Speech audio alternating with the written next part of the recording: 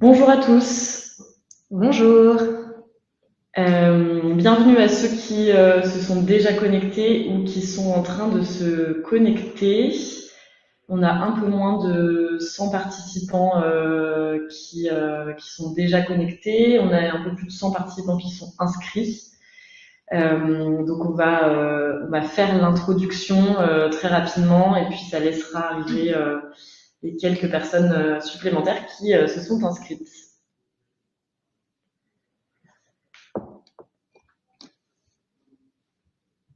Alors, parfait. Bon, ben, je vous propose de commencer, comme ça on est à l'heure et on va essayer de rester dans les temps. Bienvenue à tous pour le deuxième webinaire d'attaque de l'année 2024. C'est une édition toute particulière aujourd'hui parce qu'on l'organise à l'occasion de l'annonce de notre collaboration avec la DGA, la Direction générale de l'armement, autour d'un sujet qui nous tient beaucoup à cœur, qui est de pouvoir participer et accompagner l'assurance du risque cyber pour les entreprises de l'industrie de la défense. Pour les petits sujets logistiques. Donc, on enverra le replay pour les éventuelles personnes qui souhaiteraient le revoir ou le partager en interne de leur cabinet de courtage dans un deuxième temps. C'est également un webinaire qui est éligible DDA, donc suite au webinaire où on retrouvera les personnes inscrites et on vous enverra une attestation nominative qui atteste bien de votre participation et de votre présence à ce webinaire-là. Donc ça pourra compter, on va dire, sur les 15 heures de formation obligatoire annuelle. Peut-être pour commencer, je vois qu'il y a une quinzaine de participants supplémentaires qui sont arrivés, donc je pense que c'est le bon moment. J'ai le plaisir d'être accompagnée d'Alexia et de Sébastien pour ce webinaire. Pour me présenter, je vais être un petit peu mal polie, ensuite je laisserai la parole à Alexia et Sébastien. Moi, Inès, pour Picoron, pour ceux que je ne connais pas, je m'occupe de l'équipe commerciale et opération chez Datac. Alexia, Sébastien. Alexia Moreau, donc je suis responsable d'assurance cyber chez Datac. On avait eu l'occasion de se parler à travers d'autres webinaires, donc je suis ravie de vous retrouver aujourd'hui.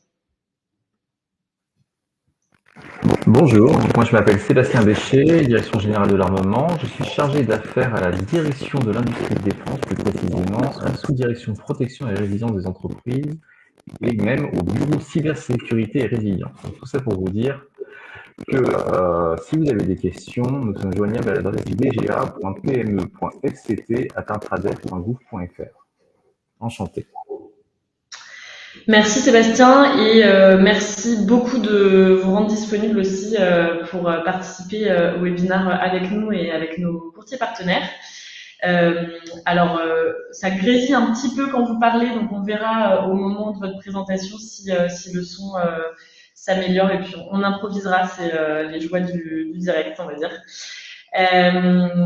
Peut-être pour revenir un peu aux prémices ou à la genèse de cette collaboration, d'un point de vue contexte global en France, on voit qu'il y a de plus en plus d'attaques qui ciblent les entreprises de l'industrie de la défense.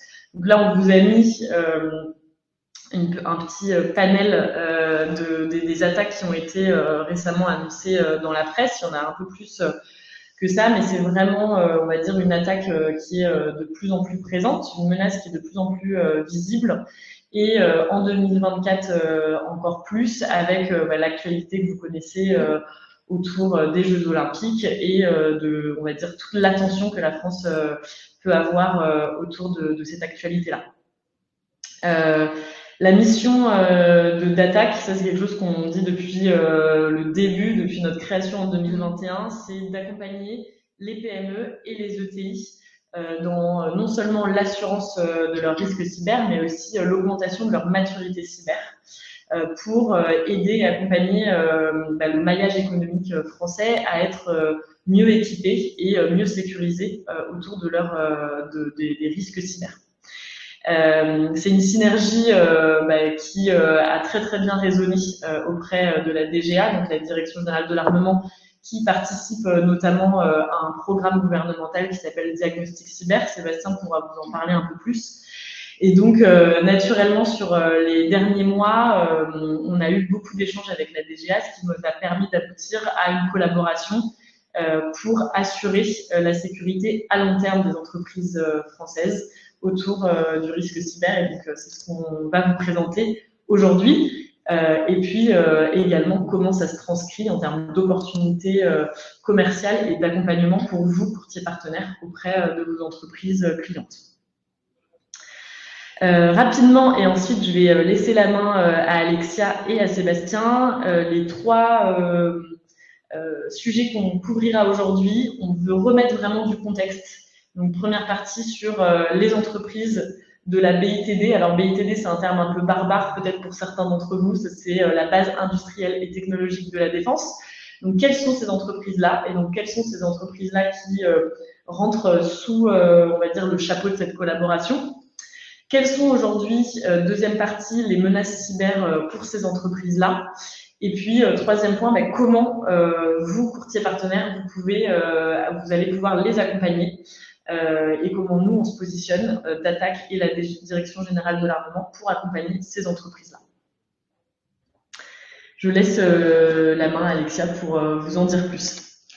Merci beaucoup Inès. Alors effectivement, on va commencer par expliciter un petit peu ce qu'est la BITD. Donc derrière cet acronyme, on retrouve effectivement, comme tu l'as dit, la base industrielle et technologique de défense. Donc cette base, elle regroupe l'ensemble des entreprises de la défense qui conçoivent, mais aussi qui produisent des équipements pour les armées. Donc on va y retrouver notamment les grands groupes industriels que vous connaissez bien, comme par exemple Airbus, Thales, MBDA, Safran, Naval Group. En fait, ils sont 8 au total. On y retrouve aussi dans cette BITD d'autres entreprises de plus petite taille, des ETI et des PME, qui interviennent soit directement, ou soit le plus souvent d'ailleurs indirectement, dans la conception et la production du matériel militaire. Effectivement, on parle ici de chaînes de valeur complexes, dans le sens où, entre la fabrication du premier boulon et l'assemblage final, il y a en fait des milliers de composants qui s'agrègent au cours des étapes.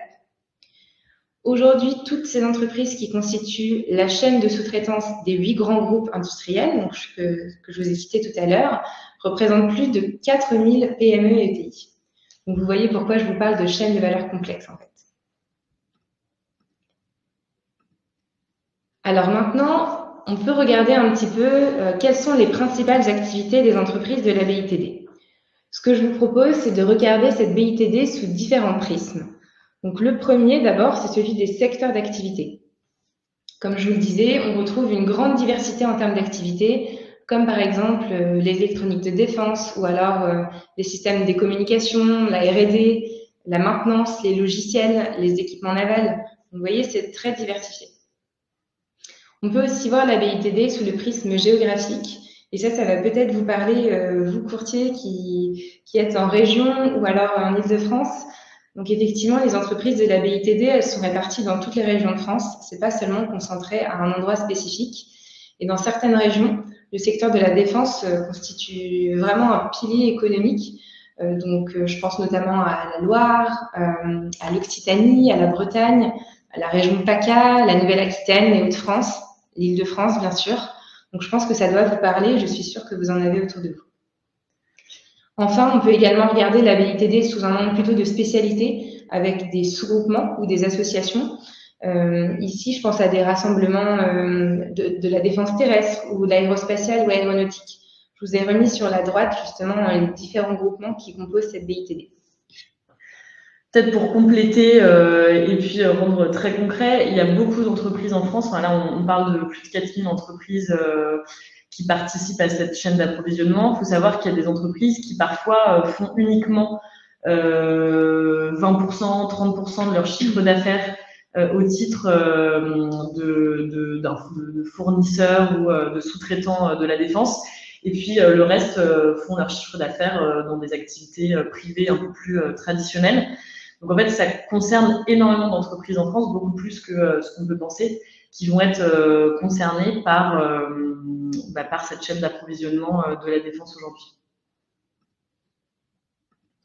Peut-être si on fait un zoom maintenant sur la chaîne de valeur complexe dont je vous parlais précédemment. En fait, cette complexité, on va la retrouver aussi dans les interconnexions. Je m'explique.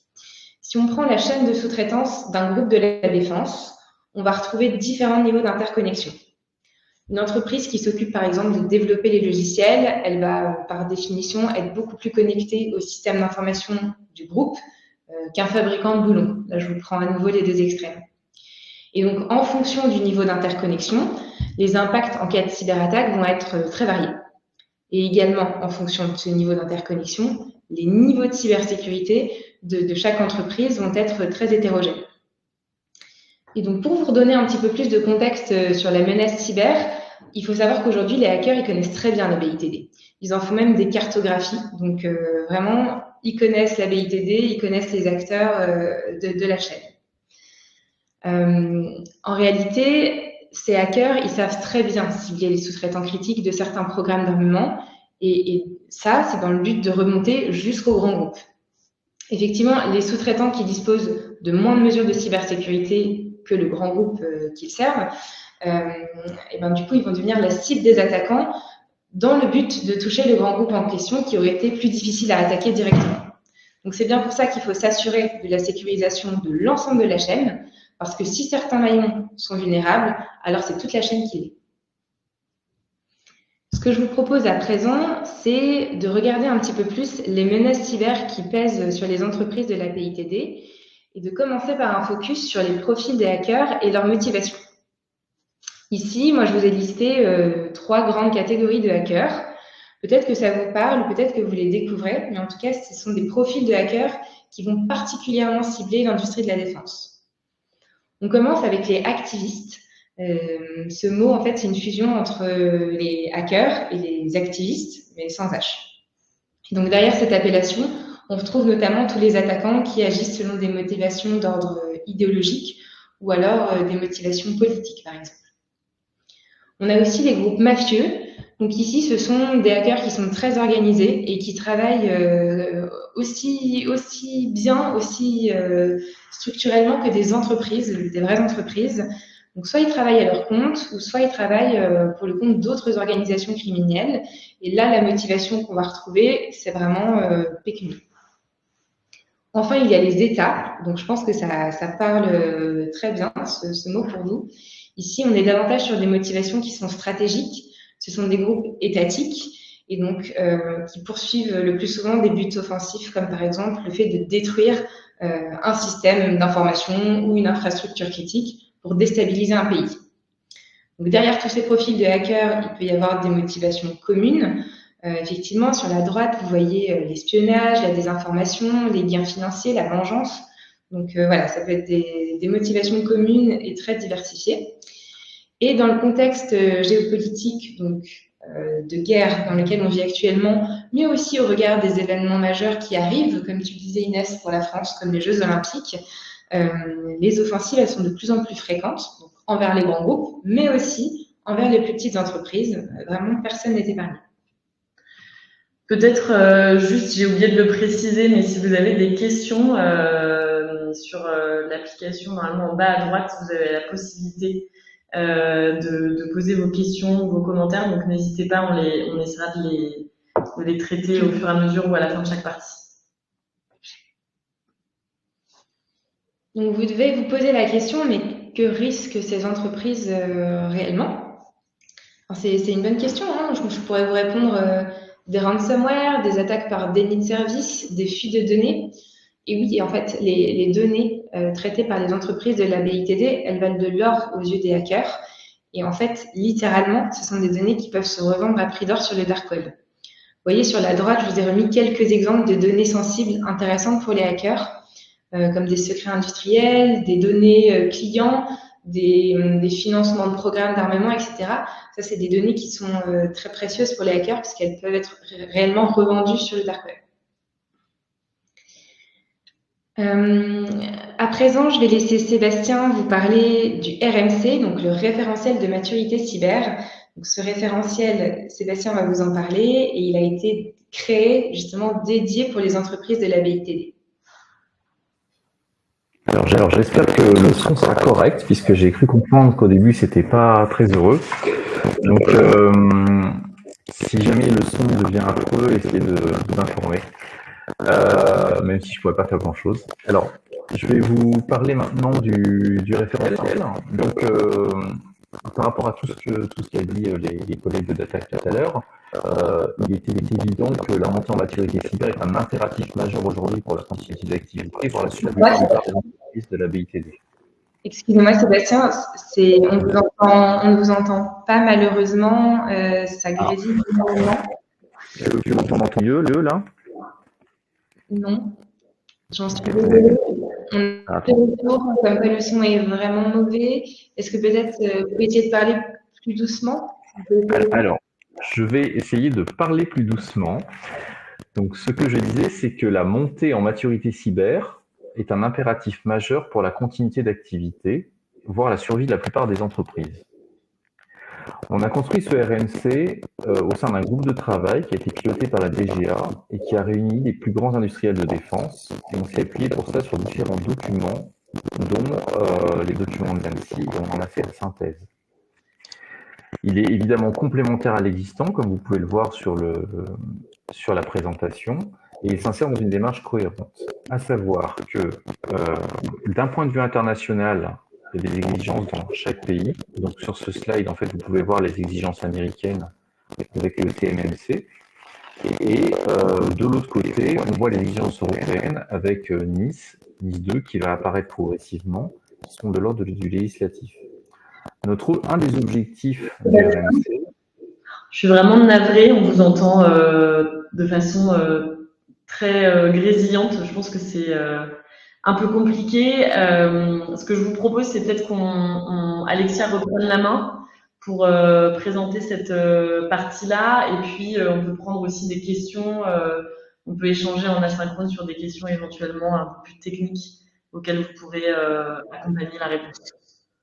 Parce qu'on vous entend vraiment très mal, malheureusement. Peut-être. D'accord. N'hésitez pas à m'interrompre si je dis des bêtises, mais je vais essayer de retranscrire au mieux toutes nos conversations qu'on a eues pour présenter ces slides. On peut faire un test comme ça, si c'est possible. Bah écoutez, si personne m'entend, je peux pas faire autrement. Allô? Oui. Alors, je me lance sur ce RMC. Donc, comme le disait Sébastien, le RMC, donc c'est le référentiel de maturité cyber. C'est un référentiel qui a été créé pour faire monter le niveau de maturité cyber des industriels, donc les grands groupes et la chaîne de sous-traitance, à la fois sur les produits livrés, mais aussi sur les systèmes d'information qui servent à les concevoir, à les réaliser, à les tester, à les qualifier et à les maintenir. Et donc, très concrètement, ce référentiel, c'est d'abord un niveau fondamental, donc celui qui a été publié en fin d'année 2023. Et ensuite, il y aura 2 ou 3 niveaux qui ne sont pas du tout encore publiés et qui seront alignés avec les autres niveaux et référentiels du marché. Donc, comme le disait Sébastien, le but, c'est vraiment d'avoir des équivalences, pas de sortir un nouveau niveau du chapeau, mais vraiment d'être harmonisé avec les autres exigences qu'on peut retrouver sur le marché. Alors, pourquoi le référentiel de maturité cyber? En fait, il s'agit d'une démarche progressive de certification de la maturité cyber. Donc d'abord, ça va passer par de l'incitation avec énormément de communication. La DGA a fait beaucoup de communication sur le sujet, sorti des kits de communication, ce référentiel de maturité cyber qui est accessible à tous, notamment sur le portail de l'armement. Et puis dans un second temps, ce sera plutôt à travers de clauses contractuelles et enfin il y aura du réglementaire.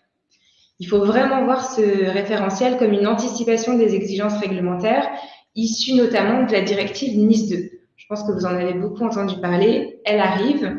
NIS 1 d'ailleurs est sorti il y a plusieurs années maintenant et ne concernait que les opérateurs d'importance vitale en France. C'est un règlement européen, mais là je vous retranscris pour la France. Et donc demain, dans NIS 2, ça va concerner plutôt un périmètre qui sera plus étendu et qui se décomposera en 2 niveaux. Donc, le premier niveau, ce sera pour les entreprises dites importantes. Donc, vous l'aviez vu dans la slide précédente, NIS EE et NIS EI. Donc, ça correspond à entreprises importantes et entreprises essentielles. Voilà, pour vous donner un petit peu plus de contexte. Et donc, la plupart des entreprises de la BITD seront dans l'une ou l'autre de ces 2 catégories. Donc, le RMC fondamental, le référentiel de maturité cyber fondamental, constitue finalement une première marche par rapport à ces 2 niveaux qui seront certes au-dessus en termes de maturité cyber, mais qui s'appuieront sur ce premier niveau. Alors, le premier, ce niveau fondamental du RMC, hop, je mets ici, il repose sur 21 exigences qui sont conçues pour être vraiment très concises et très compréhensibles pour l'ensemble des entreprises. Et ça compte aussi pour les entreprises les moins matures de la BITD. Donc, chaque règle, elle est constituée d'une exigence très simple et qui est aussi accompagnée d'un commentaire explicatif ainsi que par des éléments de preuve associés. Comme je vous le disais, ces règles, elles ont été conçues pour être atteignables par le plus grand nombre et sans investissement lourd. Donc, par investissement lourd, j'entends notamment le matériel ou des logiciels à acheter ou même des ressources humaines à embaucher. Donc, vraiment, c'est pas le but. L'idée, c'est d'être simple et de pouvoir être accessible à tous. Donc, pour chaque exigence, comme vous le voyez ici, on retrouve 4 niveaux d'atteinte finalement. Le premier étant le plus faible et le 4e étant le plus avancé. La DGA considère que si une entreprise a atteint le niveau 3 ou le niveau 4 sur l'ensemble des 21 exigences, alors elle a atteint ce fameux niveau fondamental. Sébastien, j'espère que j'ai pu retranscrire tous vos messages. Et, oui. Alors, je ne sais pas si vous m'entendez. Juste pour information, donc j'ai envoyé sur le mail d'Alexia les grandes informations. Donc si jamais vous m'entendez et que vous pouvez retransmettre. Oui, effectivement. Voilà. Mais après, je peux reprendre la main si mon son est à nouveau correct. Alors, je ne dirais pas qu'il est optimal, mais vous pouvez, si vous souhaitez, intervenir sur le côté diagnostic cyber dont vous me parliez. Oui, en fait, le diagnostic cyber, il y a 2 phases aujourd'hui avec BPI qui opère en fait ce diagnostic pour nous. Il y a une première phase qui est une prestation d'audit et de conseil avec une analyse de risque cyber et l'état du RMC qui est fourni à l'entreprise pour un coût de 4400 € hors taxe pour une intervention de 8 jours. Alors, il faut d'abord nous écrire, en tant que BITD, il faut nous écrire sur le mail dga.pme.fct@intradet.gouv.fr de façon à ce qu'on puisse vous valider en fait l'inscription. On va vous faire un document officiel qui fait que vous êtes bien une entreprise à la BITD et que vous aurez donc accès à des compléments de diagnostic. Et après, il y aura une deuxième phase qui n'est pas obligatoire, qui est un accompagnement à la mise en œuvre, qui est en cours de finalisation actuellement et dont je ne vous parle pas, mais qui va arriver courant 2024. Voilà. Très bien, merci Sébastien. Donc, je pense que le son était meilleur. Mais en tout cas, merci de m'avoir remplacé pendant la phase un peu difficile du webinaire, visiblement, au niveau audio.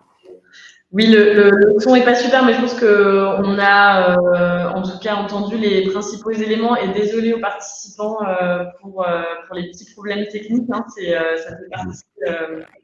Oui, c'est les inconvénients du direct. Je voudrais juste profiter de la main que j'ai reprise pendant quelques secondes. Si il y a des entreprises avec nous là et qu'elles ont besoin d'aller consulter ce référentiel, elles peuvent aller le voir directement sur le portail de l'armement. Sébastien, je me permets de vous couper parce que vraiment la qualité du son est très très très mauvaise. Bon, alors j'arrête. Merci beaucoup. Et restez avec nous quand même pour. Oui, je reste là. Pour la suite. Mais en effet, je pense que c'était un bon point. Où est-ce qu'on peut trouver, c'est d'ailleurs une question qu'on a reçue dans le chat, où est-ce qu'on peut trouver le référentiel de maturité cyber? Donc, ce qu'on se disait avec Alexia, c'est sur le site de la DGA. Tout à fait. Sur le portail de l'armement, en fait, vous pourrez retrouver le référentiel de maturité cyber avec l'ensemble des exigences, les 4 niveaux dont je vous parlais. Et vous pouvez le télécharger directement sur votre ordinateur. Pour répondre, peut-être on a quelques questions dans le chat. Donc, on a une question de Rémi qui nous demande est-ce que les différents types de hackers peuvent avoir les mêmes modes opératoires? Alors oui, effectivement, les différents hackers peuvent avoir des modes opératoires qui sont similaires. D'ailleurs, on le voit bien dans des attaques type ransomware. On a souvent un déroulé qui est très similaire d'une attaque à l'autre. En revanche, les motivations peuvent varier. Comme je vous le disais, ça va dépendre si on est sur une motivation idéologique, juste de nuire, par exemple, ou alors d'un gain financier pour obtenir plus d'argent. Et on a aussi une question d'Olivier qui demande si on pourra bien obtenir la confirmation de l'adresse email pour le complément de diagnostic. Donc c'est l'email que Sébastien évoquait. Oui. Je pense qu'on pourra vous le transmettre en effet en même temps que le replay du webinaire. Tout à fait. Donc, pour résumer de façon très non experte, le RMC, c'est 4 dimensions sur lesquelles la DGA va aller regarder la maturité et noter la maturité entre 1 et 4 des entreprises, où les entreprises peuvent se noter elles-mêmes. C'est un référentiel qui va devenir progressivement obligatoire dans les contrats que les entreprises ont avec les 8 acteurs de la défense dans leur contrat de sous-traitance ou de fournisseur. Donc c'est quelque chose qui va se généraliser sur les prochains mois. Et c'est justement sur ce référentiel-là qu'on a basé notre collaboration avec la DGA sur l'accompagnement des entreprises dans l'assurance cyber. Donc notre collaboration avec la DGA.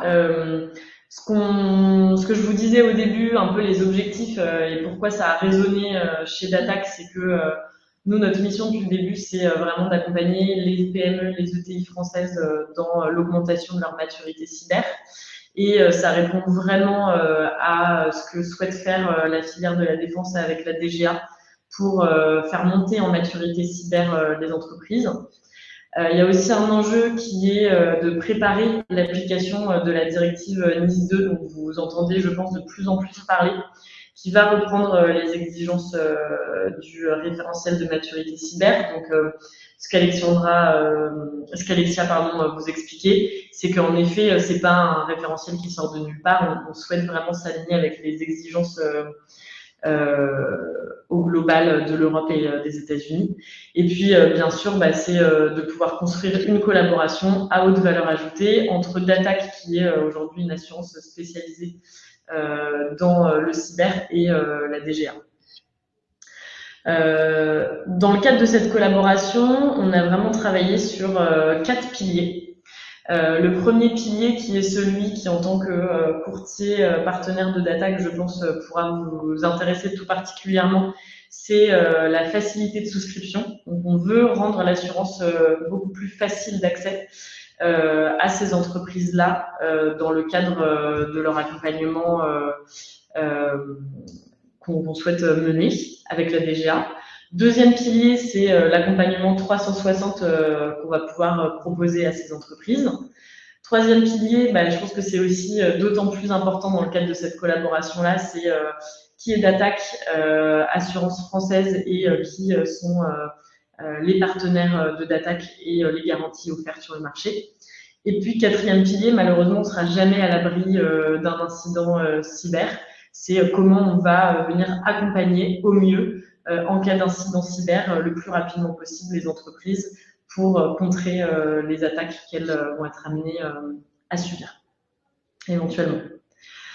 Donc, premier pilier de cette collaboration, la facilité de souscription. Je vais laisser la main à Alexia pour la deuxième partie, mais donc pour rappel, pour toutes les entreprises de la BITD qui ont entre 0 et 50 millions de chiffre d'affaires, vous avez tous accès, ou si ce n'est pas le cas, contactez-moi après ce webinaire, à notre plateforme datac.io, et vous avez la possibilité sur la plateforme de tarifer. C'est un système qui est similaire à celui des autres PME. C'est une tarification en quelques minutes. On vous pose un certain nombre de questions très réduites. On a un scan de vulnérabilité qui tourne sur le nom de domaine de l'entreprise et qui nous permet de vous délivrer une proposition commerciale. Pour les entreprises entre 50 et 500 millions de chiffre d'affaires, quand elles ne font pas partie de la BITD, on a un questionnaire de risque, une évaluation cyber un peu plus poussée. Et dans le cadre de cette collaboration-là, justement, l'intérêt, c'est qu'il n'y aura pas de questionnaire d'attaque. Je sais pas, Alexia, si tu veux compléter peut-être. Oui, effectivement, merci Inès. Donc tout à l'heure, avec Sébastien, on vous expliquait que pour la DGA, le niveau fondamental pouvait être considéré atteint si une entreprise, justement, atteignait le niveau 3 ou le niveau 4 sur l'ensemble des 21 exigences. Pour qu'une entreprise soit 100% éligible à l'assurance d'attaque et avec un très bon score cyber, donc une prime très compétitive, je vous le rappelle, il faut que cette entreprise ait atteint le niveau 4 sur l'ensemble des 21 exigences.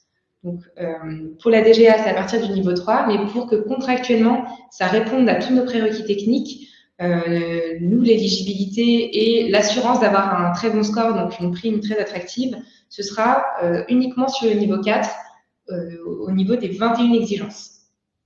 Pour tous les autres cas de figure, on ne peut pas vous garantir d'emblée une excellente note et ou l'éligibilité à l'assurance d'attaque. En revanche, on va pouvoir étudier le risque sans questionnaire additionnel, seulement avec le RMC complété finalement.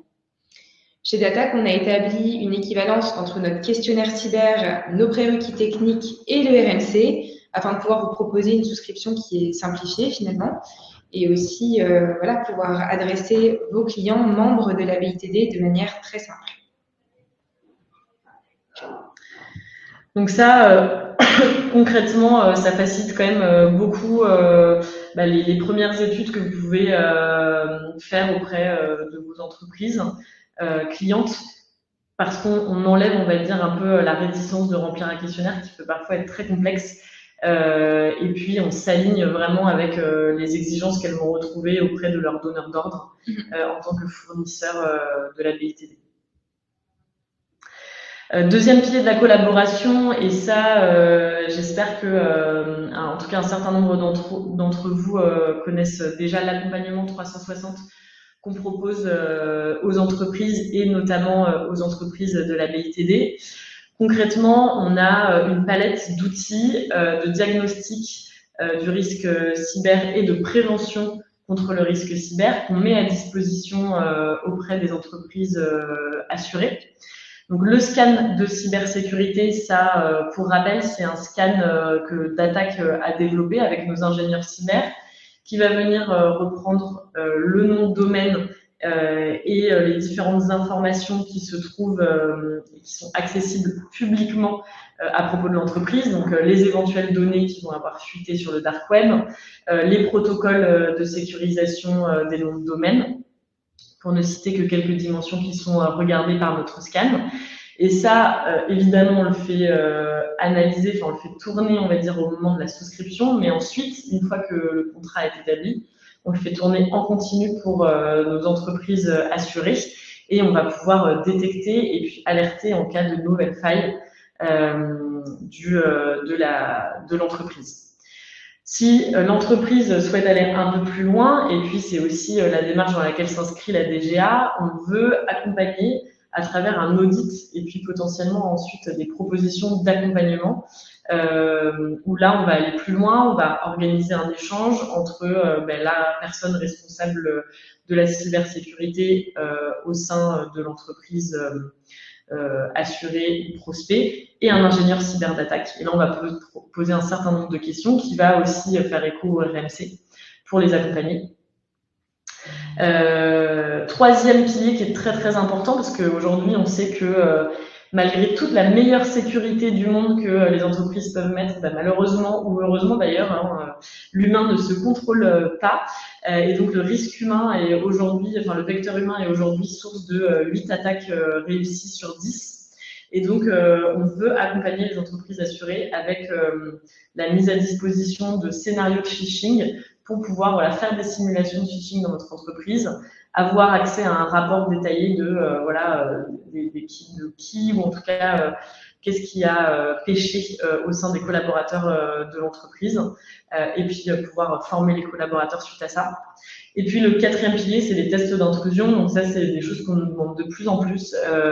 C'est comment on peut tester la résilience comme si un hacker testait réellement de s'introduire dans les systèmes d'information. Et donc là, on a aussi une offre qui n'est pas inclue dans la prime, mais qui a un tarif, on va dire, très avantageux pour les assurés d'attaque auxquels vous, courtier partenaire, vous pouvez avoir accès pour vos entreprises.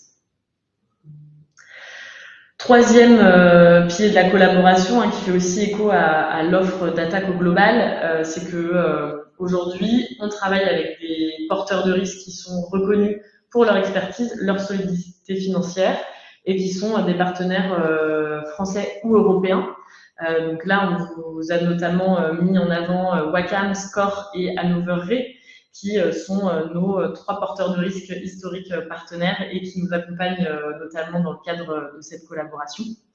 Avec eux et grâce à eux, on va dire, notre ambition, c'est de protéger les entreprises et notamment ces entreprises de la BITD qui sont particulièrement sensibles au risque cyber contre 99% des incidents. Et donc c'est une des raisons pour lesquelles, notamment dans les événements déclencheurs de garantie, on a évidemment l'intrusion malveillante, mais aussi l'erreur humaine. Je suis un collaborateur, malheureusement je fais fuiter un fichier de données sensibles à l'extérieur. Ça peut avoir pas mal de conséquences, donc on va venir couvrir ce type de scénario-là. Et puis le mail frauduleux également. Et en termes de garantie, nous, on veut être vraiment mieux disant sur le marché. Je vous ai remis là, je ne vais pas aller dans le détail, je pense que vous les connaissez déjà bien, les garanties sur lesquelles on accompagne vos entreprises clientes sur le risque cyber. Et puis, dernier pilier, mais je pense un des plus importants, nous, d'Attaque, on va venir offrir de la valeur aux entreprises en amont d'un éventuel incident avec des campagnes de phishing, des scans de vulnérabilité qui tournent en continu. Mais si y a un incident cyber, l'idée c'est de pouvoir les accompagner le plus rapidement possible et pour venir développer, on va dire, cette expertise-là, on est accompagné d'InQuest, que beaucoup connaissent, qui est aujourd'hui le leader sur le marché français de la réponse à incident, qui est labellisé expert cyber également, et qui aujourd'hui met à disposition une quarantaine d'experts en cybersécurité, 24 heures sur 24, 7 jours sur 7, et qui a géré en 2023 plus de 1000 incidents cyber qui ont été gérés et résolus. Donc ça, c'est hyper important parce que quand on a une attaque cyber, il faut pouvoir la traiter le plus vite possible pour limiter l'intervention potentiellement d'un hacker et d'une intrusion malveillante, et puis pouvoir remettre l'entreprise sur les rails le plus vite possible. Alors Inès, on a quelques questions qui sont en cours. On a Marie-Joseph qui nous dit « Bonjour, les CA entre 0 et 50 millions d'euros de chiffre d'affaires ne sont donc pas concernés par le référentiel de maturité cyber ». Alors je me permets d'apporter une première réponse. Je vous confirme bien que toutes les entreprises sont concernées, enfin toutes les entreprises de la BITD en tout cas, sont concernées par le référentiel de maturité cyber. Il n'y a pas de minimum de chiffre d'affaires. En revanche, nous, on faisait la distinction parce que chez l'Attaque, entre 0 et 50 millions d'euros de chiffre d'affaires, on n'a pas besoin de questionnaire. On peut vous sortir un devis, une cotation, simplement avec les informations de l'entreprise et la note de scan. Voilà, c'est pour ça qu'on vous le précisait, parce que c'est déjà une facilité quelque part, puisqu'il n'y a pas besoin de questionnaire. En revanche, pour le 50-500, là, il y a besoin d'un questionnaire, et donc ça permet de faciliter l'approche si le RMC est déjà complété.